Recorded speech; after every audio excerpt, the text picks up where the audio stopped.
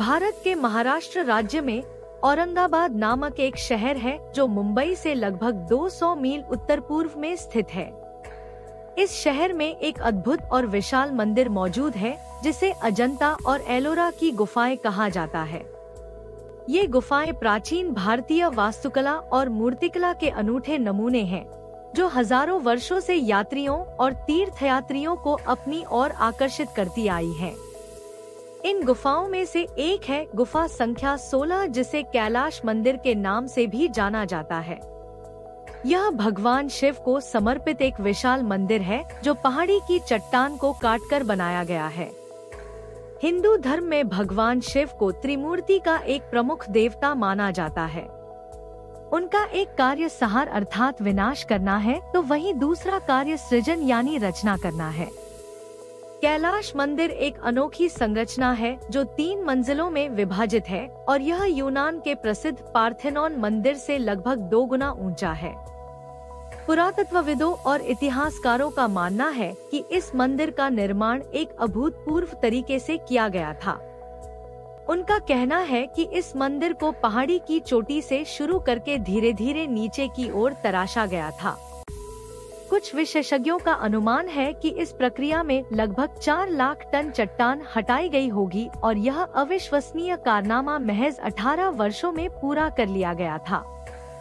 मेरा मानना है कि भले ही प्राचीन भारतीय शिल्पकार और वास्तुकार बेहद कुशल और प्रतिभाशाली रहे हों, फिर भी केवल 18 वर्षों में इतनी विशाल मात्रा में चट्टानों को काटना और उन्हें इतनी बारीकी और सुंदरता से तराशना लगभग असंभव लगता है। मुझे लगता है कि इस अद्भुत मंदिर के निर्माण में कम से कम 50 से 100 वर्ष तक का समय लगा होगा। इसके अलावा एक और जो बात मुझे हैरान करती है वह यह है कि अगर सचमुच इतनी अधिक मात्रा में चट्टानों को हटाया गया था तो उन्हें कहीं न कहीं फेंका या संग्रहित किया जाना चाहिए था। लेकिन आश्चर्यजनक रूप से हमें इस मंदिर के आसपास कहीं भी चट्टानों या मलबे के बड़े ढेर नहीं दिखाई देते हैं। नहीं ऐसा कोई प्रमाण मिलता है कि इन चट्टानों का उपयोग किसी अन्य मंदिर या इमारत के निर्माण में किया गया हो। तो फिर यह सवाल उठता है कि आखिर ये चट्टानें और मलबा गया कहाँ? इस रहस्य को सुलझाने के लिए हमें प्राचीन भारतीय वैदिक ग्रंथों की ओर देखना पड़ सकता है। दिलचस्प बात यह है कि इन ग्रंथों में एक अद्भुत उपकरण का वर्णन मिलता है जिसे बौमास्त्र कहा गया है। कहा जाता है कि यह एक हाईटेक मशीन थी जो चट्टानों में बेहद तेजी से ड्रिल कर सकती थी और उन्हें वाष्पीकृत अर्थात गैस में परिवर्तित कर सकती थी। कुछ प्राचीन अंतरिक्ष यात्री सिद्धांतकारों का मानना है कि संभवतः ऐसी कोई अत्याधुनिक मशीन वास्तव में हजारों साल पहले पृथ्वी पर मौजूद रही होगी जिसका उपयोग भी इस मंदिर के निर्माण में किया गया होगा।